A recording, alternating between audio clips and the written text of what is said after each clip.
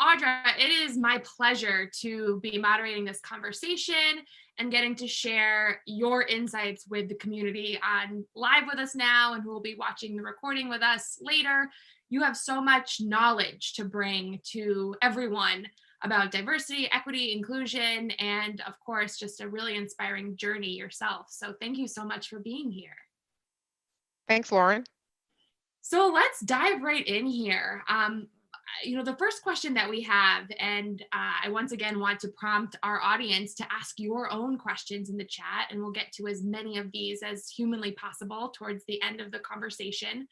But Audra, can you tell us what it means to be a Chief Diversity and Inclusion Officer, particularly at Randstad? And maybe if you could fill the audience in on what Randstad is for those who might not know. Thank you, Lauren. That's an excellent question. So let me start first with our company. Randstad is the largest human capital firm in the world. We're based in Netherlands. Our corporate location in the U.S. is based in Atlanta, Georgia. Every day we put to work literally millions of people to work every day, and that's kind of our mission. I'm really proud to work at Randstad. We have a great value system, great culture, and I think we're leading the way from diversity, equity, inclusion for staffing. Amazing. So to talk about the role of this, the Chief Diversity and Inclusion Officer, let me jump in there. For me, it means that I have this tremendous responsibility, Lauren, to balance the needs of the business while also shifting cultures, changing perspectives, and elevating the dialogue through strategic actions and conversations around diversity, equity, and inclusion. At Randstad, my team is a little bit different than most other corporations with diversity teams in the sense that we're also working internally for Randstad, but externally for our clients. We have very large clients in our portfolio. They have a lot of lofty diversity goals, and we are working to partner with them to assist them progressing those initiatives. So it really is a responsibility, but it's also a pleasure and an intersection of my passion, which is diversity, equity, and inclusion. I'm muted and talking. That's amazing. And I'm, really excited to hear more about your career journey, because if I understood correctly in my research, you are their first Chief Diversity and Inclusion Officer, which is also incredible. So tell us a little more about your career journey. How did you get into recruiting? How did you get into DEI work? And then, how did you get to be this massive organization's head of their product, essentially? Really curious to hear more about your journey. Thank you again, Lauren, for that. So I'll just say, interesting enough, I didn't start out working towards HR or diversity in this field. Undergrad, actually, my degree was in finance. I majored in finance. I thought I wanted to work on Wall Street. I had these lofty goals. And I think it was shaped because at the time, not to age myself, but all the things you saw of success were women and men working on Wall Street or working in a big city of New York City. So I think that's where, we saw in movies and shows, that was successful. And in my undergrad years, I actually had a speaker to come that was the leader of a securities firm. And he, afterwards, I went up and got his card and I scheduled time with him to learn more about it, just to see if this is the field I really want to be in. Well, he offered me this summer internship. And I stayed there in my college town and did a summer internship. And then what it taught me was two things. One, it taught me the things I loved about working in a job, was uplifting and inspiring and connecting to people. But then it also taught me that I was not being true to my purpose and my passion, which became centric to people, diversity, equity, and inclusion. So I saw how women were treated, in that industry. I saw how they worked so hard to get so little of recognition and reward. And I really wanted to ignite this passion of mine to say, what else can I do? I want to work in a field where I'm making a difference, not only for women, but all marginalized people. And that segued into working in HR for many years. I've done all the full gamut of HR, including recruitment, affirmative action plans, the full journalist role, the whole gamut. And then I landed at Randstad. And I think when I came at Randstad, it was a time in my life where I had just had twins.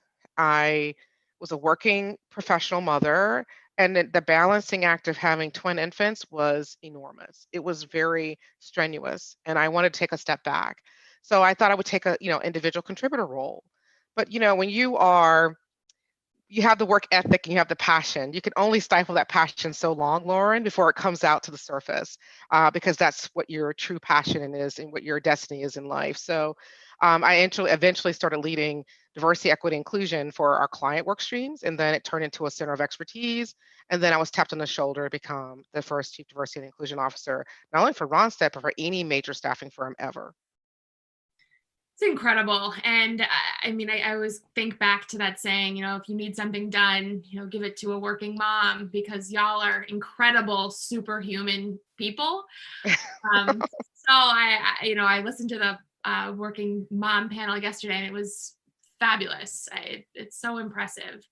But I think your career journey is so interesting. And the fact that you've done all of these different roles, really speaks to, understanding the different facets of HR, and, how each of these roles can play a really important role. And that kind of brings me to this next question, because, we have a lot of people on the line, and, attendees of the summit from all different industries and sized organizations.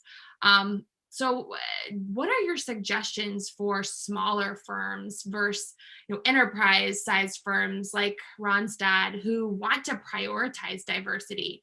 Maybe we have the sole recruiter or, sole person in HR on this line. It's obviously a much more challenging feat for these people to, advocate for this, but you've been there. So, how do these people get started? That's an excellent question. Thank you for that, Lauren. I would say that the first step is to recognize that diversity, equity, and inclusion is a journey. It's not a destination. When you know that it's a journey, you know that you've got to be intentional about it, but you have to also be honest. Really assess where your organization is. Are you ready for uh, having conversations around diversity, equity, inclusion? Are you ready for the change? I think that's important because there's no cookie cutter strategies for diversity, equity, inclusion. It's a very personalized approach per company because every company has its own culture, every company has its own challenges. And I think that you've got to be honest about it. And if you don't have your most senior leader, which is your CEO or president, on board, then it's not going to be successful because you need that top-down commitment. And then you may have to start with just building the business case of why it's critical to your business to care about diversity, equity, and inclusion. I think that's where I would start. The next thing I would say is be intentional. Diversity, equity, inclusion is really something that's not going to happen with just feel good talk. It really does take a consistent strategy and building on that strategy over time, to make some movement in your organization and impact. The third thing I would say is focus on you're tying it to business goals, having very specific metrics that's linked to your business goals. This is where a lot of diversity professionals fail because if you don't tie it to the business, that's so critical. Think about, I came into my role, when I was appointed to Chief Diversity Inclusion Officer for Randstad, I came into a role, there was no one that was my predecessor. There was nothing to pick up. I had to build from scratch. And so building from scratch, it came with 3 strategic pillars: workplace, marketplace, and business. So we operate, everything we do are operating in those 3 strategic pillars. And that's tied to those business goals of our organization and our mission and values. So that's so important. So if your business goal is to try to grow your business 15% this year, and that's something that your president, your CEO is really focusing on, and a lot of people are still coming and trying to recover from the impact of COVID-19, then you've got to determine what are the gaps around that's tied to diversity, equity, inclusion that you can help close by providing your solution and recommendations to your organization and focus on that. Because if you don't fix the leaks and the holes, it's really difficult to move forward with a well-oiled vessel, for diversity, equity, inclusion. I think that's important. And then I think the fourth thing I would say is execution. You need to really set goals and a strong strategy, but you got to execute and follow through. You can't let up. I get it. It's a lonely journey. It's like pushing this boulder up a hill. And not everybody's going to be on board with that. But if you just push through. Bill Gates said it best, strategy without execution is just daydreaming. So you got to have that very strong execution.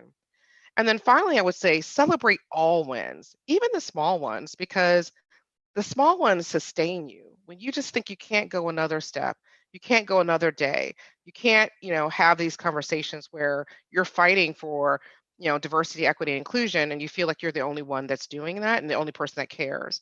The little wins can sustain you during the tough times, and then it helps you kind of push you forward to the bigger wins.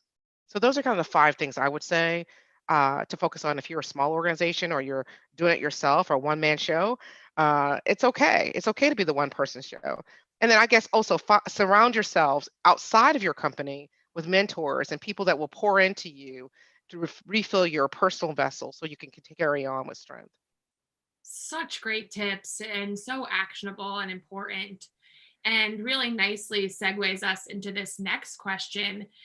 Um, and unfortunately, even given today and where we're at, and we've come very far from the last few years, but many companies still don't have a chief diversity and inclusion officer, especially these small companies that we were just talking about. But do you have suggestions for a company looking to create this role? Or I even want to take it from the reverse perspective.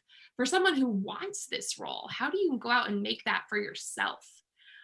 How does that role come to fruition in an organization? I think for a company, I think absolutely you want to understand the why. Like, why is this the time to create this role? I have a little issue with some companies that are popping up some of these roles. And I had a conversation with some of my colleagues recently about this. In the last, since the George Floyd killing, in the last 10, 12 months, there have been more diversity, equity, inclusion jobs than it have been in the last 10 to 15 years. And I don't want people to think that once you get the job that that's it. It's not for the faint of heart. I mean, you've got to make sure you are committed. This is something a very personal journey for yourself to decide. It's a very personal journey for the company to decide that this is the right thing to do. So understand the why, both for the person and also for the company. I think it's important, and not to jump into it because it's popular at the moment. The second thing is that I think you need to demonstrate true commitment. As an organization, if you are only hiring a chief diversity inclusion officer, that person needs commitment. They need that verbal commitment. They'd also need budget and resources. They need other people to help with this enormous responsibility of shifting a whole culture. And they need people that are going to support them, people that they can go to understand the business so that everything they're doing is linked back to business goals and objectives so that they can be set up for success. That's very important. And then finally, I would say that set realistic expectations. If your career trajectory is chief diversity and inclusion officer and you're coming out of accounting and have no diversity experience whatsoever, go get educated, get some training, get certified, work on some stretch projects that are linked to diversity, equity, inclusion in your current role until you can get into that role.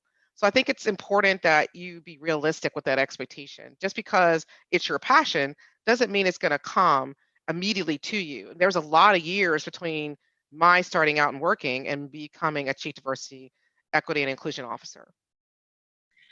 I totally agree with you, and especially what you said at the beginning of the conversation. I think that there's obviously a huge issue too with a lot of companies using this role as their way to diversify, which is absolutely not the way to approach this situation. It's like you said, just plugging a leaky faucet instead of actually fixing it. So thank you for that answer. I think that's super important. And going off of that, and you mentioned this a little bit, but the past year, the pandemic, the demonstrations following George Floyd's murder have all had huge impacts on DEI efforts. Where do we go from here? I'd like to think the only place we can go is up, but where do you see, the future of this? Now, I thought about this a lot. Actually wrote, as you know, I wrote a white paper last year on conscious inclusion during COVID-19. And a couple things I want to call out. First and foremost, the API hate, the rise in xenophobic violence and hateful rhetoric towards Asians and Pacific Islanders. I think we have to be boldly inclusive instead of silent and complicit. We've got to be able to use our platforms to speak out against some of these things. I think that's important. I think the second thing is economic equity and healthcare disparities. One of the things that COVID has taught us is that some of the people that are most at risk are living in vulnerable and diverse communities, And we had this problem long before COVID-19 existed. So what are we going to do about that? We've got to change, public policy, but also corporate practices in order and put pressure to make differences in this space. I think that that's something that's important. I think we all can have a voice and talk about that. The third thing I want to say that's come out of COVID-19 is the great gender recession. That's a coin that I've heard this year. And if we're ever going to work on gender parity or gender diversity whatsoever, we've got to find a way to keep women from leaving the workforce. There's a lot of women taking a step back. There's a lot of women who are slowing down their careers. And it's just unimaginable that they may not have a path back into the workforce. Like, how do we get them engaged and stay and provide them the support they need? Those are some things that I remember after the George Floyd killing, I was working like 15 hours a day. As you imagine, every diversity practitioner was. We were having courageous conversations internally called Ready Chats, providing safe spaces for people to share their thoughts and feelings about it. I was having leader conversations to talk about how to navigate, racial discussions in the workplace, safely, respectfully, in a manner that leans into empathy and not, just because we're caught up in the heat of the moment. It was amazing. I was working ridiculous hours, and um, but it was call to action. You have to do and you have to act. And my CEO, and this sounds very, it doesn't sound like a big thing for some people, but it meant everything to me. My CEO knew I was working long hours and said, "Hey, can I just cater some meals for your family this week to give you just that one thing that you don't have to worry about?" Just that one thing. It didn't cost a lot of money, I'm sure, but it meant tremendously a lot to me personally and professionally because she recognized that this is a very busy time. We have a lot of demand. There was a lot going on in our department, and we were stretched very thin, at the moment. But we had to, do the work. The work had to be done. But I wanted to, um, it forced me to take a step back and actually have a meal with my family during a very busy time that I didn't think I had time to do. And that was very meaningful to me. So there's things that we can do, I think, moving forward to help people that if you see somebody struggling in your organization, that's doing this work or something similar or adjacent, give them just a little bit of help. I mean, what can we do for that? Oh, I totally, that's an amazing example and story. Thank you for sharing that with us. And it goes back to one of the conversations we had earlier about just showing appreciation to the people who are doing the hard work. And, that's finding a place where your bosses and your leadership really value you. That's just so amazing to hear. And, a very, like you said, a very small gesture that means so much to you. And you'll probably remember that for the rest of your life and career. So it's amazing. And there are so many great questions coming into the chat. I want to get to a few of these. Jessica wants to know, how do you know when you're making strides? And I'm assuming she means like strides in your organization to becoming more diverse, equitable, and inclusive. Thank you for that, Jessica. I think there's two ways. I mean, obviously metrics are important, looking at the numbers, but it's also looking at the culture. Are you able to have more open dialogue around, diversity topics, that you couldn't have, 2 years ago? How have you progressed there? Are you seeing leaders talking the same talk around diversity, equity, inclusion? Are you seeing it being on, discussed on town halls or in team meetings, that were never discussed previously? I think that's one way to look at it.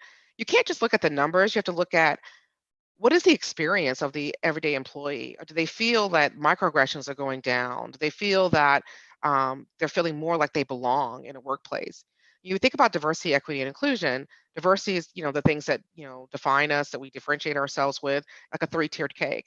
The middle of the cake is how we treat people, because of or, regardless of their diversity. But the ultimate place is the top tier of the cake, which I think is the best tasting part of the cake. And that's belonging, where you feel like you're at home in all the spaces you occupy. There's that warm blanket on a rainy day, that nice cup of tea on a cold winter's day. It just makes you feel at home and cozy. And I think if we can get to that point, that's how you know that you've made tremendous strides. It's not always the number. Sometimes it is the culture. Sometimes it's the dialogue. Sometimes it's a combination of all those things that make a difference. Oh, I love that. I love that example. It's amazing. I hope that answers your question, Jessica, but I definitely have some ideas off that example. And Liz in the chat also wants to know, are there any trainings, groups, or teams you recommend for people that want to get more involved with diversity and inclusion? There's so much training. If you just check on LinkedIn, I mean, I posted this wonderful summit from PowerToFly on LinkedIn. I mean, there's just, if you follow diversity practitioners, you're going to see tons of opportunities to gain free training and knowledge. Joining these organizations really help. Also, it's just looking at um, online. You can also go online and find a lot of great webinars on diversity right now. There's a lot on allyship, there's a lot on neurodiversity. There's so many different, segues, that you can, or methods that you can educate yourself. And I think also reading, I'm reading, Isabel Wickerson's Cast right now, trying to understand the origin, it's called The Origins of Our Discontent, looking at different books around diversity, equity, inclusion to get a different perspective. I've been doing this a long time, but doesn't mean I'm on this journey of continuously learning and improving and honing my craft. Once you make the role, doesn't mean you stop learning. You have to keep growing and expanding yourself.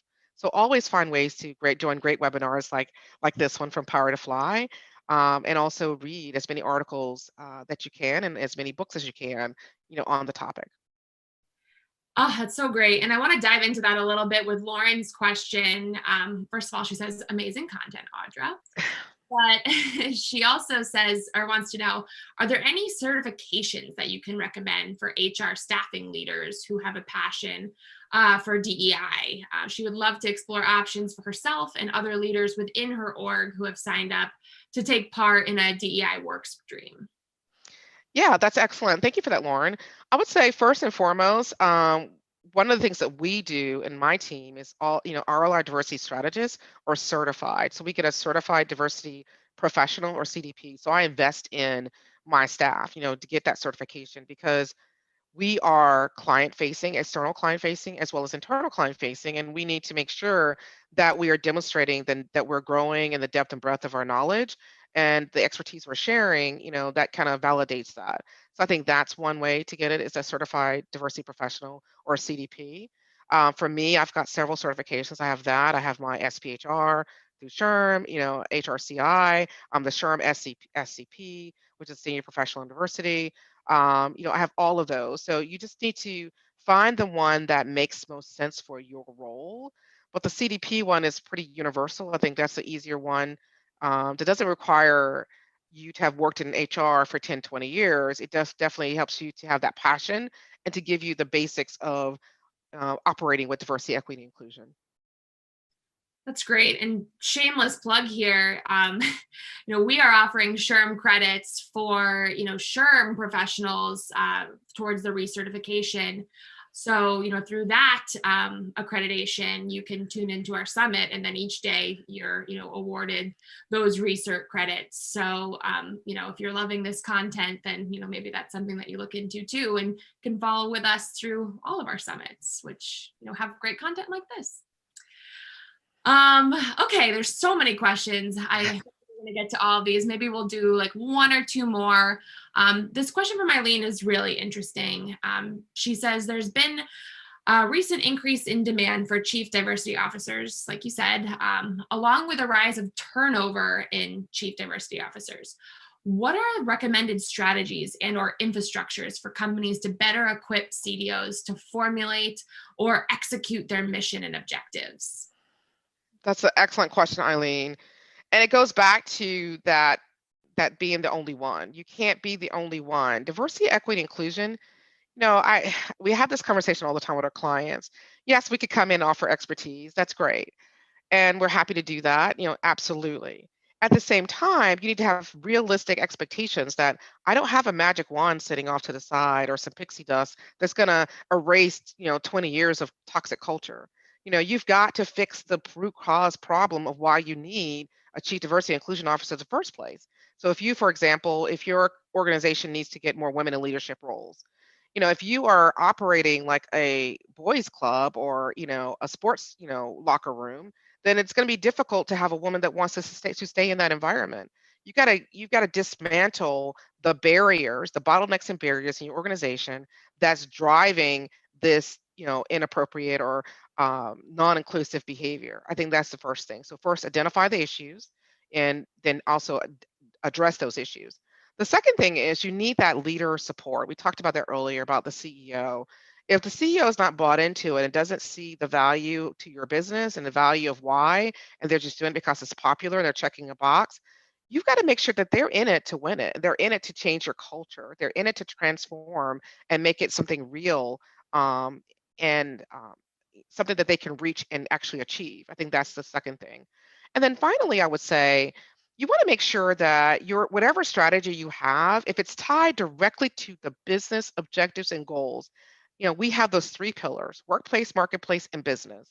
We are impacting revenue by supporting clients, making them happy, and helping drive their diversity strategy and solutions. So we're impacting the business. So if you're not tied to the business in some meaningful way, it's very difficult to get that support that you need to grow and meet your goals and mission. So I think those are like the three most critical ones.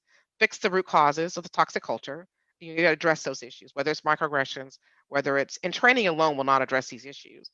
It's trainings plus action and executable strategy that will make a difference there. I love it. I love it. And I am unfortunately watching the clock tick faster as we go through. But let's try and get to one more question from Trey. Trey wants to know, how do you ensure DEI is represented in your employee handbook? I think this is super important. Absolutely. You definitely need to have, typically handbooks are going to be kind of rules and regulations. So it's going to be about the laws around diversities versus the feel good aspects around D&I and the belongingness and the inclusivity piece. So I would definitely, you want to talk about look at the anti-harassment law, language there, talk about, where employees can go. We have a hotline, I'm sure most companies do, for assistance. If they feel like they see something, say something. I think that's important. And I think more importantly, I think providing in the handbook where they can go for additional resources. We have a whole internal website on diversity, equity, inclusion for resources, list of how to be, anti-racist, list to be a better ally. I mean, there's all kind of resources. And I think linking that to where you house all of that information, we have internal training modules on allyship, on conscious bias, conscious inclusion. I mean, there's so many different things. And if you don't reference that in the orientation process, it's really difficult for people. And who's reading the handbook? You're only going to the handbook when you need to find some very specific information. So you want to make sure that it's not just in your handbook, but also in everywhere that you have internal information for employees that they can widely see and read on a regular basis. Oh, Audra, I called it. I said we could talk for hours. I think we lived up to that, but we'll have to have you back and answer more of these questions and dive into this even more. You provided such actionable insights and tips for all of us to bring back to our own organization. So thank you so much. I want to end by just giving you some space to tell the audience how they can connect with you, how they can learn more. You have so many resources on your own, more podcasts and blogs and white papers. I mean, I got lost just doing research on you. So tell the audience, where's the best place to learn from you? Sure. The best place is please follow me on LinkedIn. I'm just Audra Jenkins. You can follow me on Twitter. I am at the Audra Jenkins. And I would say that we have a Diversity Deep Dive podcast available on Spotify, Apple, Google, all mediums. You can just Google Diversity Deep Dive podcast. We'd love for you to take a listen to us. So, and then and last but not least, if you're a diverse supplier, you can go to randstadusa.com/diversity and see all the information about becoming a diverse supplier within Randstad. Amazing. Well, thank you, Audra. Thank you for your time and your all the information you provided. This was so wonderful and was my pleasure hosting you today. So thank you again. Thanks, everyone. Can we get a round of applause for this amazing talk we just witnessed?